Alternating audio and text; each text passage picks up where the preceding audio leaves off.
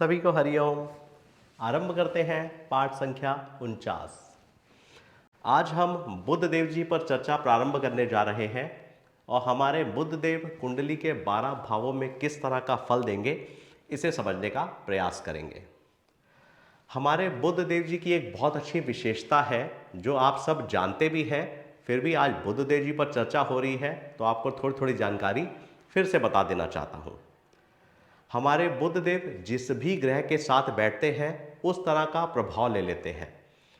जैसे शुभ ग्रह के साथ बैठेंगे तो वह शुभ हो जाते हैं और अशुभ ग्रह के साथ बैठते हैं तो वह अशुभ हो जाते हैं, क्योंकि बुध देव जी का सभी के साथ सम व्यवहार है। बुध देव जी सिर्फ चंद्र देव जी को और मंगल देव जी को अपना शत्रु मानते हैं। हमारे बुध देव जो कि चंद्र देव जी के पुत्र हैं, चंद्रदेव जी की संतान बुध देव जी को कहा जाता है, मगर वह उनकी नाजायज संतान है। इसलिए बुध देव जी इस जानकारी को रखते हैं और वह चंद्रदेव जी को अपना पिता नहीं मानते हैं। अब बुध देव जी किसकी संतान है? हमारे देवगुरु बृहस्पति और उनकी धर्मपत्नी तारा, जो कि दोनों देव उपाधि रखते हैं। चंद्रदेव जी एक महायज्ञ करना चाहते थे, जिसके लिए उन्होंने भगवान बृहस्पति जी से प्रार्थना की कि वह उस कार्य को पूर्ण करने में मदद करें। मगर भगवान बृहस्पति जी ने यह कार्य अपनी धर्मपत्नी तारा जी को कहा कि वह इस महायज्ञ को पूर्ण करने में चंद्रदेव जी की मदद करें। अब जब माता तारा ने इस हवन को फलित करने के लिए नित्य नियम और पूजा पाठ किए, जिससे कि वह यज्ञ तो पूर्ण रूप से सफल हुआ और चंद्रदेव जी का तेज बहुत बढ़ गया, जिस कारण चंद्रदेव जी की सुंदरता, उनकी जो भी एक्टिविटीज थी, सब में बहुत ज़्यादा बढ़ोतरी हो गई, जिससे देवी तारा जी को भी उन पर प्रेम आ गया और वह उन पर मोहित हो गई। उस मोह संबंध से जुड़ते हुए उनकी एक संतान की उत्पत्ति हुई, जिसे हम बुध देव कहते हैं। अब हवन यज्ञ पूर्ण होने के बाद जब देवी तारा अपने घर को गई और भगवान बृहस्पति जी ने पूछा कि यह गर्भ में बालक किसका है, तो उन्होंने जब उन्हें बताया कि यह चंद्रदेव जी की संतान है, तो मेरे क्षेत्र में नहीं होना चाहिए, तो जिस कारण बुध देव जी को उनसे अलग कर दिया गया। इसलिए बुध देव अपने पिता चंद्रमा, जिनकी वह नाजायज संतान है और उन्हें पिता रूप में नहीं मानते हैं, इसलिए उन्हें अपना शत्रु मानते हैं। तरह चंद्रदेव जी को समझना बहुत मुश्किल है, उसी तरह से बुध देव जी को समझना भी बहुत मुश्किल है। हमारे 12 भावों में ये 2 ग्रह ही ऐसे हैं, एक चंद्रदेव और एक बुध देव, जिसे हमने अगर कुंडली में समझ लिया तो समझ लीजिए कि हम ज्योतिष शास्त्र का अध्ययन बहुत अच्छे से कर सकेंगे। बुध देव चंद्रदेव जी की ही संतान होने की वजह से उनमें भी बहुत तेज है। अब पिता का डीएनए कुछ तो पुत्र में आएगा, जिसलिए कुंडली में हम कहते हैं कि एक बुध देव और एक चंद्रदेव जी को समझना बहुत जरूरी है, क्योंकि हमारी वाणी पता नहीं किस तरह का व्यवहार दिखाती है, हमें उसे समझने में बहुत प्रयास करना पड़ता है। अब बुध देव जी से हम अपनी वाणी की बात भी करते हैं, बुध देव जी से हम व्यापार की बात भी करते हैं, और मैंने आपको सिखाया भी था उपचय स्थान 3, 6, 10, 11। एक तो आपको उपचय स्थान याद आ जाएगा, और मैंने आपको बताया था कि ये 4 राशियों को हम तामसी राशि कहते हैं। तो आज हम बुध देव जी पर चर्चा कर रहे हैं, तो 3 नंबर और 6 नंबर को हम तामसी राशि कहते हैं। मगर अगर हम ग्रहों के रूप में चर्चा करेंगे तो हमारा बुध देव जी को राजकुमार कहा जाता है, बुध देव जी को वैश्य कहा जाता है वर्णों में। तो बुध देव जी को सत्व, रज और तम में रज की उपाधि दी गई है, क्योंकि बुध देव हमारे राजकुमार भी हैं, इसको हमारे व्यापार से देखा जाता है, इसलिए बुध देव जी को रज कहा जाता है। रज मतलब राजसी। सात्विक, राजसिक और तामसिक, आप तीनों चीजें पहले हमारे पाठों में पढ़ चुके हैं। अगर आपने पहले इन चीजों को नहीं पढ़ा है तो आज आपको थोड़ा सा इसको समझने में परेशानी आ सकती है।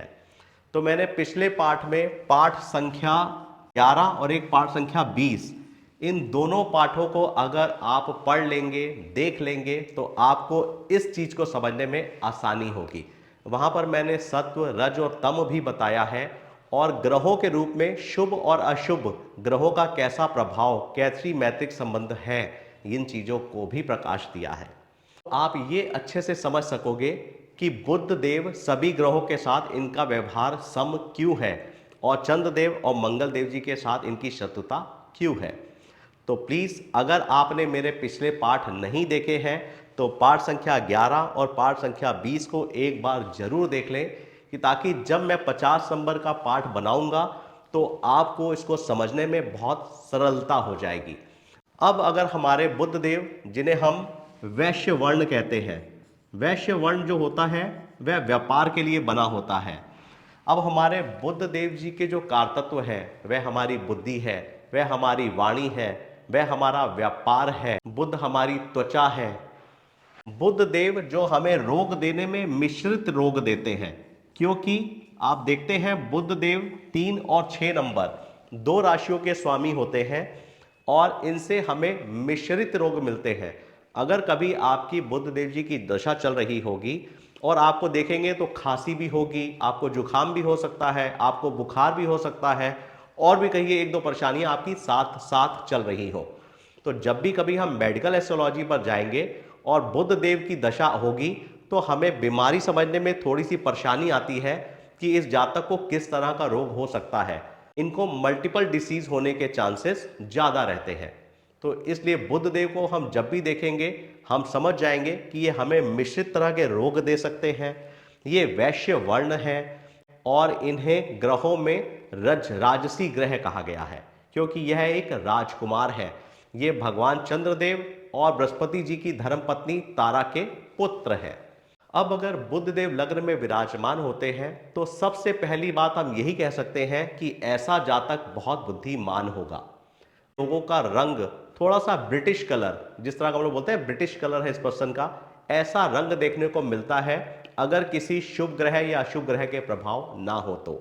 अगर किसी शुभ ग्रह के प्रभाव हो तो सुंदरता में और भी निखार आ जाता है, और किसी अशुभ ग्रह के प्रभाव हो तो कलर में और डलनेस भी आ सकती है, क्योंकि बुध देव जिस भी ग्रह के साथ बैठते हैं वैसा प्रभाव ले लेते हैं।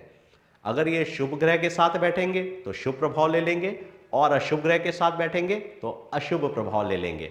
तो हमें हर घर में इनकी ड्यूल माइंड को समझकर चलना है। अब इनकी पहली राशि 3 नंबर की होती है, जिसे हम द्विस्वभाव राशि कहते हैं। अब द्विस्वभाव राशि का मतलब ही आप लोग जानते हो कि द्विस्वभाव वाला, जिसे हम ड्यूल माइंड कहते हैं, जो कंफ्यूज रहता है कि मैं डिसीजन किस तरह का लूं, मैं राइट की तरफ जाऊं कि मैं रॉन्ग की तरफ जाऊं। और जो हमारी 6 नंबर की राशि होती है उसे भी हम द्विस्वभाव की राशि कहते हैं, मगर इसे हम स्थिर स्वभाव की राशि कहते हैं। ऐसे जातक का स्वभाव थोड़ा स्थिर होता है। और 3 नंबर वाले को हम वायु तत्व की राशि कहते हैं। तो तत्वों को भी आपने समझा हुआ है। आज हम तत्वों पे ज़्यादा चर्चा नहीं करेंगे, क्योंकि पहले पाठों में मैं आपको ये सब चीज़ें बता चुका हूँ। इसके लिए आपको पिछले पाठों का रिवीजन करना होगा। अगर हमारे बुध देव लग्न में विराजमान होते हैं तो ऐसा जातक बहुत बुद्धिमान होता है। ऐसा जातक देखने में उम्र से छोटा छोटा दिखाई देता है। अगर इनकी उम्र 40 वर्ष की होगी तो ये आपको 35 वर्ष के या 36 वर्ष के देखने को मिलते हैं। ये अपनी उम्र से हमेशा जवान और यौवन रूप में दिखाई देते हैं।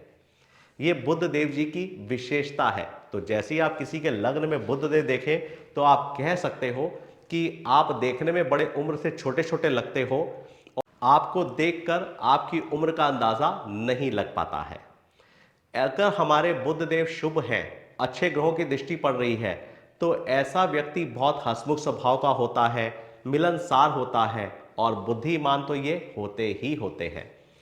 ऐसे व्यक्ति बहुत अच्छा रिटेल का बिजनेस कर सकते हैं, जिनके भी बुध देव लग्न में होते हैं, क्योंकि बुध देव जी की दृष्टि पूर्ण दृष्टि 7वें घर पर पड़ती है, जहां से हम डेली वेजेस के काम की बात करते हैं, हमारे रोजमर्रा की चीजें। तो जब बुध देव जैसा ग्रह बिल्कुल अपने सामने देखेगा तो उन चीजों को प्रभावित करते हैं, क्योंकि अगर ये हमारा लग्न है तो ये इसका भोग है। कोई भी घर होगा उसके सामने की राशि 7 नंबर होती है और उसे हम उसका भोग कहते हैं। अगर ये हस्बैंड है तो ये वाइफ होता है। इसलिए ये लग्न है तो ये उसका भोग होता है। अब अगर हमारे बुध देव जी अगर लग्न में विराजमान है तो ऐसा व्यक्ति किसी भी रिटेल के काम को करता है तो वह बहुत अच्छा व्यापारी निकलता है, क्योंकि बुध देव जी को वैश्य वर्ण से जोड़ा गया है और ऐसे व्यक्ति व्यापार के लिए ही बने होते हैं। मगर आज काल समय परिस्थिति को देखते हुए बहुत से लोग नौकरियां भी कर रहे हैं, तो अगर ऐसे लोग अगर नौकरी भी कर रहे हैं तो उसमें भी अपनी बुद्धि का बहुत अच्छा इस्तेमाल करते हैं, जिस वजह से लोग कहते हैं कि इसको मुझे अपने पास एम्प्लॉय रखना ही रखना है, क्योंकि इसकी बुद्धि की वजह से मेरा काम अच्छे से चल रहा है। ये सामने वाले के काम को पूरा हैंड ओवर ले लेते हैं और बहुत अच्छे से संभालते हैं। इसलिए अगर आप भी बुध लगन, अगर आपके बुध देव लग्न में बैठे हैं तो आप व्यापार के लिए बने हैं। अगर आप व्यापार करोगे तो बहुत अच्छे व्यापारी निकलोगे। ऐसा व्यक्ति कोई भी काम कर सकता है, क्योंकि डेली वेजेस का काम है। आप सब्जी का ठेला भी लगा सकते हैं और आप बड़ा सा मल्टीनेशनल शोरूम भी खोल सकते हैं। तो जो भी रोजमर्रा से जुड़ी चीजों का अगर आप व्यापार करो तो आपके लिए कोई प्रॉब्लम नहीं होने वाली है, क्योंकि आप बने ही व्यापार के लिए हैं। अब अगर हमारे बुध देव जी दूसरे घर में विराजमान होते हैं तो दूसरा घर हमारा वाणी का है, हमारे कुटुंब का है, हमारे संचित धन का है।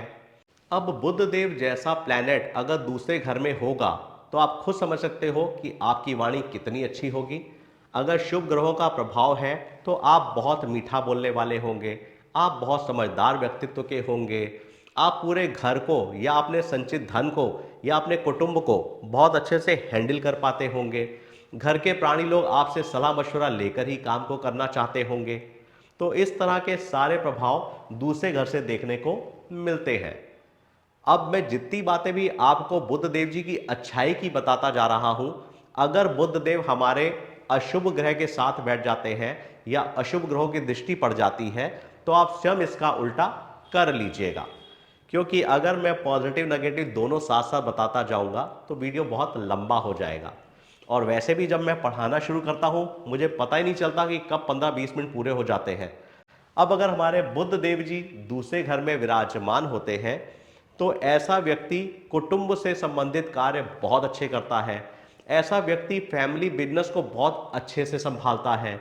अगर आपके दूसरे घर के बुध पर कोई बुरे ग्रहों का प्रभाव पड़ जाए तो आप किसी ना किसी एडिक्शन में भी पड़ सकते हैं।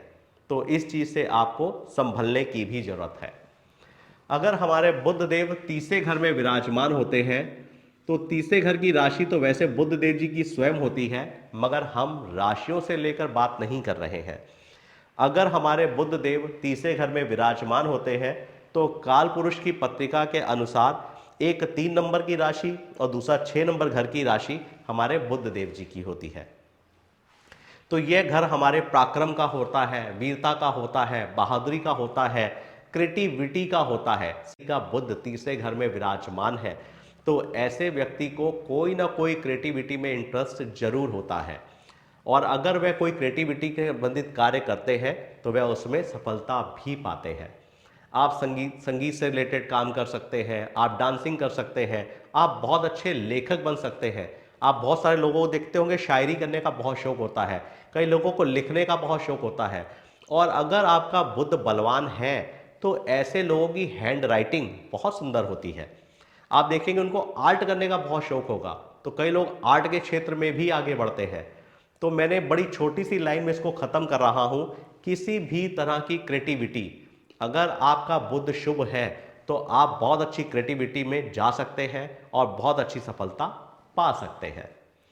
अब अगर आपका बुध तीसरे घर में विराजमान होता है तो ऐसे जातकों को ज्यादातर एक बहन का सुख जरूर प्राप्त होता है। और बुध देव जी से हम अपनी छोटी बहन की बात करते हैं। अगर मान लीजिए आपके घर में 2 बेटियां हैं तो बड़ी बेटी के लिए हम हमेशा गुरु बृहस्पति देव जी को देखते हैं और छोटी बेटी के लिए हम बुध देव जी को देखते हैं। अब यह बुध देव जी की स्वयं की राशि होती है तो इसलिए बुध देव जी इस घर के लिए बड़े फलदायक होते हैं। अगर आपका बुध तीसरे घर में ही विराजमान है तो आप में पराक्रम की बढ़ोतरी हो सकती है, आप में वीरता हो सकती है, आप में साहस भी हो सकता है। तो आप क्रिएटिविटी के क्षेत्र में अच्छे सफल हो सकते हैं। अब अगर हमारे बुध देव जी चौथे घर में विराजमान होते हैं, चौथा घर जिसके स्वामी काल पुरुष की पत्रिका के अनुसार चंद्रदेव होते हैं। अभी मैंने आपको बताया कि बुध देव जी के सिर्फ एक ही शत्रु होते हैं, वह होते हैं चंद्रदेव। अब जबकि ये केंद्र का स्थान होता है, चंद्रमा इनके पिता है। अब पिता अपने पुत्र को पुत्र मानता है, मगर पुत्र अपने पिता को पिता नहीं मानता है। अब आप मान लीजिए आज आपके घर में बच्चे रह रहे हैं, तो बच्चे शैतानियां भी करते हैं, शोर भी मचाते हैं, तो माता पिता क्या करते हैं, कोई बात नहीं, बच्चा है, खेल रहा है, खेलने दो।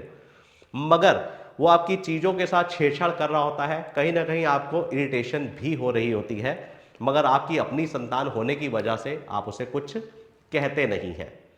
मगर यहां पर बुध देव चंद्रदेव जी को अपना पिता नहीं मानते हैं। इसलिए जिन लोगों के भी चौथे घर में जहां पर चंद्रमा की राशि हो, अगर वहां पर बुध देव विराजमान हो, तो ऐसे लोगों की मति में थोड़ी सी परेशानी आपको देखने को मिलती है। ऐसे लोग जान जानकर एक काम को 2 बार 4 बार 6 बार करने का प्रयास करते हैं। ऐसे लोगों को कहते हैं हम बड़े हाइजीन हैं। कहीं अगर वो हाथ धोते हो तो हाथ धोने की बीमारी में लगे हों, लोगों से थोड़ा दूर रहने का उनका स्वभाव हो तो उसी चीज़ में लगे रहते हैं। ऐसे लोग किसी ना किसी एडिक्शन में जरूर देखने को मिलते हैं। अब किसको किस तरह का फोबिया हो सकता है, ये तो हम धीरे धीरे आगे जब गहराइयों में जाएंगे तो समझते जाएंगे। मगर अगर आपसे कोई बोले कि इस जातक को किसी ना किसी चीज़ का फोबिया है, तो आप देख लीजिएगा उसके चंद्रमा वाले घर में बुध देव विराजमान होंगे। और ऐसे लोगों को एडिक्शन से जरूर बचना चाहिए, क्योंकि चंद्रमा हमारे मन का कारक है और बुध देव वहां पर पुत्र रूप में विराजमान होते हैं, तो वहां पर जबरदस्ती या जानकर ऐसी हरकतों की तरफ उनका प्रभाव ज्यादा रहता है। तो इन्हें एडिक्शन बहुत जल्दी खींचता है, इन्हें किसी ना किसी तरह की लत लगने की संभावना ज्यादा रहती है। अब चौथे घर से हम शिक्षा की बात करते हैं, क्योंकि बुध देव हमें शिक्षा देते हैं और गुरु बृहस्पति देव जी हमें ज्ञान देते हैं। अब ज्ञान और शिक्षा में कुछ अंतर है। अब इस अंतर को भी हम समझ लेते हैं। जब हम पैदा होते हैं, हम किसी स्कूल में जाते हैं, तो हम शिक्षा ग्रहण कर रहे होते हैं, वो हमें शिक्षा देते हैं और हम इसे स्वीकार करते हैं। जैसा कि कहा जाता है कि हमारी प्रथम गुरु हमारी माता ही होती है। मैंने चंद्रमा के पाठ में भी बताया था कि माता ही निर्माता है, इसलिए माता को प्रथम गुरु कहा जाता है। इसीलिए वहां पर आकर बृहस्पति देव जी उच्च के हो जाते हैं। अब इस घर में ज्ञान पहले से ही विराजमान होता है। अब आप अगर किसी को पढ़ाने जा रहे हो, तो आपके अंदर वो चीज है, तभी तो आप उसे दोगे। जब कोई चीज होगी नहीं तो आप उसे दोगे कैसे? तो इसलिए कहा जाता है कि हमारी जूनियर हाई स्कूल तक की शिक्षा जो पुराने समय में माता द्वारा दी जाती थी, अब आज के समय में लोगों ने ट्यूटर घर में लगा लिए हैं, टीचर्स आती हैं और पढ़ा के चली जाती हैं। नहीं तो पहले समय पर माता ही बच्चों को छोटी क्लासों तक पढ़ाती थी। तो इसलिए जूनियर एजुकेशन अगर आपको देखनी हो तो आप 4th हाउस से देखेंगे तो आपको अच्छा प्रभाव देखने को मिलेगा। जबकि 5वें घर से बुद्धि और विवेक की बात की जाती है। अभी मैं जो आपको चौथे घर से बोल रहा हूं, बहुत सारे लोगों को लगेगा कि एक और नए एस्ट्रोलॉजर आ गए नए तरह का ज्ञान बांटने के लिए, मगर जब मेरी बात कंप्लीट हो जाएगी तो शायद आप इस बात को समझ सकेंगे। तो हमें जूनियर एजुकेशन के लिए चौथे घर से देखना चाहिए, क्योंकि जूनियर एजुकेशन तक की शिक्षा अधिकांश रूप से हमें माता पिता द्वारा ही प्राप्त हो जाती है। और उसके बाद आजकल हम जो 9, 10th या इंटर तक की पढ़ाई लेते हैं, उसमें बच्चा समझदार हो चुका होता है, तब वो माता पिता के हाथ से थोड़ा आगे बढ़ चुका होता है। आप खुद ही देखते होंगे आजकल माता पिता कहते हैं छोटा था तो हमसे पढ़ लेता था, अब तो ये बड़ी क्लासों में आ गया, हमसे नहीं पढ़ता, ये खुद ही पढ़ता है, खुद ही ट्यूशन जाता है, खुद ही पढ़ लेता है। तो हमारे इंटर तक की शिक्षा ग्रहण करने भी हमारा बच्चा थोड़ा सा मैच्योर हो जाता है और स्वयं लेता है। और जब हमारी इंटर की परीक्षा पूरी हो जाती है तो उसके बाद आप देखो तो हम किसी किसी कोर्स के काम में लग जाते हैं, हम कोई एक्टिविटी में आ जाते हैं। किसी को एमबीए करना है, किसी को सीए बनना है, किसी को क्लैट करना है, किसी को कोई अदर्स कोर्स करने हैं, तो बहुत सारी फील्ड ओपन हो जाती है। तो उस फील्ड को हम 9 नंबर घर से देखते हैं। अगर हम इंटर के बाद की शिक्षा की बात करें जिसे हम बीकॉम, बीए या बीएससी कहते हैं, तब हम शिक्षा ग्रहण नहीं कर रहे होते, तब हम ज्ञान अर्जित कर रहे होते हैं। क्योंकि हमारी जो शिक्षा होती है वह हम इंटर तक ले चुके होते हैं। इंटर के बाद जो हम पढ़ाई करते हैं वह शिक्षा नहीं, वह ज्ञान होता है। क्योंकि मुझे किसी ना किसी फील्ड को एक्सेप्ट करना होता है, तो मैं उस पर महारत हासिल कर रहा होता हूं, और मैं कहता हूं मैं इस फील्ड में महारत हासिल करूंगा और धन अर्जित करूंगा। आज मैं ज्योतिष की ही बात करूं तो ज्योतिष को कोई 30 साल का व्यक्ति, कोई 50 साल का व्यक्ति और कोई 60 साल का व्यक्ति सीख रहा है। तो वो लोग कहीं ना कहीं किसी ना किसी व्यवसाय में अर्निंग कर रहे हैं, तो वो अर्निंग के साथ साथ अपने पैसों से ज्ञान हासिल कर रहे हैं। आप बहुत ज्यादा देखते होंगे, आजकल तो कॉमन हो गया है कि आदमी कहता है मैं साथ साथ जॉब कर रहा हूं और साथ साथ पढ़ाई भी कर रहा हूं, मैं साथ साथ जॉब कर रहा हूं, मैं साथ साथ इस कोर्स को भी कर रहा हूं। तो अपने दम पर अपने पैसे से जब हम ज्ञान अर्जित करते हैं तो उसे हम 9th हाउस से देखते हैं। तो इसलिए चौथे घर से हम जूनियर तक की शिक्षा देखेंगे, उसके बाद इंटर तक की शिक्षा हम 5th हाउस से देखेंगे, और उसके बाद जो ज्ञान लेने की शिक्षा होगी, बीए, बीकॉम, बीएससी की शिक्षा होगी, उसे हम 9th हाउस से देखेंगे। मेरा अब मोटिव क्लियर हो चुका है कि मुझे आपको डीप स्टडी बतानी है। क्योंकि जब मैं प्रिडिक्शन करने पे आऊंगा, जब मैं आपको बताऊंगा कि यहां से हम ज्ञान की बात कर रहे हैं, तो आप तो कहोगे कि हमने तो हमेशा यही पढ़ा है कि 5वें घर से बुद्धि विवेक की बात की जाती है। क्योंकि YouTube पर 90% यही होता है कि 5वां घर हमारा बुद्धि और विवेक का है, 5वें घर से हम शिक्षा की बात करते हैं। मगर अब थोड़ा सा परिवर्तन करेंगे, क्योंकि हमें कलयुग के अनुसार भी पढ़ना जरूरी है।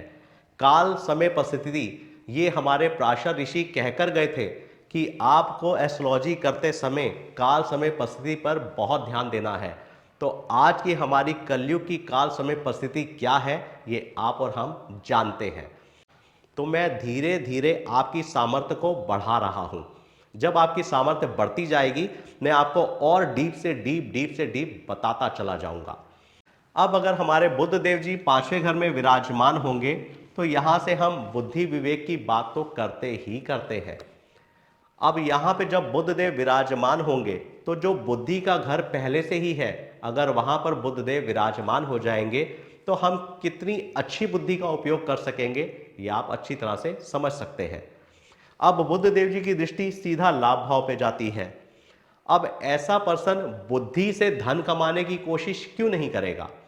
जैसे मैं ही आज आपको शिक्षा दे रहा हूं, तो अगर मैं आपसे पैसे अर्न करूंगा तो मैं अपनी बुद्धि का ही तो इस्तेमाल कर रहा हूं।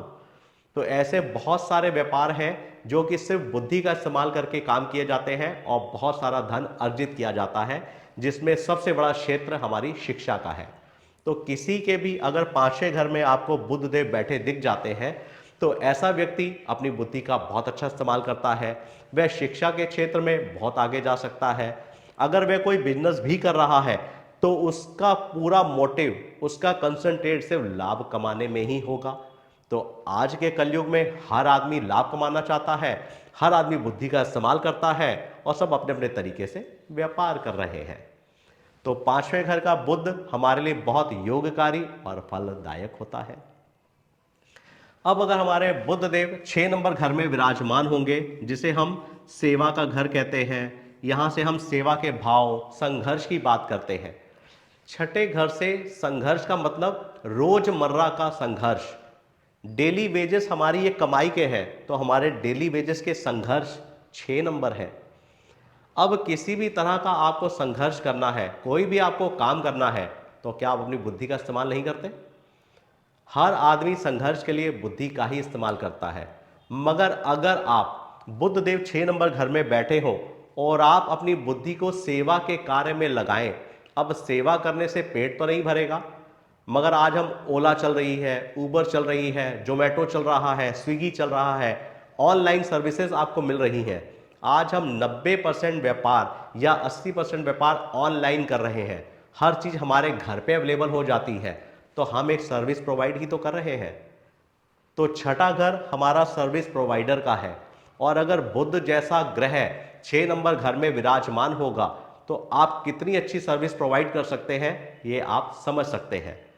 तो जिनका भी बुध 6 नंबर घर में विराजमान है, उनके लिए आज की तारीख में ऑनलाइन से अच्छा व्यापार है ही नहीं। आप किसी भी फील्ड में काम कर रहे हो, अगर आप किसी तरह की सेवा प्रोवाइड कर रहे हैं तो वह हमारा छठा घर है। तो इसलिए 6 नंबर घर में हमारे बुध देव जी का जाना अच्छा होता है। छठे घर से हम संघर्ष की बात करते हैं, रोग की बात करते हैं, ऋण की बात करते हैं। तो हमारे बुध देव, जो मैंने आपको बताया कि बुध देव हर तरह का रोग दे सकते हैं, तो छठे घर की हर सिक्के के दो पहलू हैं। अगर हेड है तो टेल भी है। तो अगर बुध देव 6 नंबर घर में विराजमान होंगे तो वह हमें रोग भी दे सकते हैं। हो सकता है आपको त्वचा से संबंधित रोग हो जाए, हो सकता है आपको एक्ने, दाने वाने निकल आए, हो सकता है आपके स्किन में कोई एलर्जी हो, या किसी भी तरह के बुध से संबंधित रोग, खांसी, जुकाम, कोल्ड या और भी बुध से रिलेटेड बीमारियों को देखा और समझा जा सकता है। तो आज के पाठ को इसलिए यहां रोक रहा हूं कि अगर आपने मेरा पिछला पाठ 11 और पाठ 20 ना पढ़ा हो तो उसे पढ़ लीजिए, ताकि जब मैं 7 से लेकर 12 तक की चर्चा करूंगा तो आपको समझने में बहुत आसानी होगी। आप सभी पर भगवान शिव शंभू जी की कृपा सदा बनी रहे। सभी को हरिओम।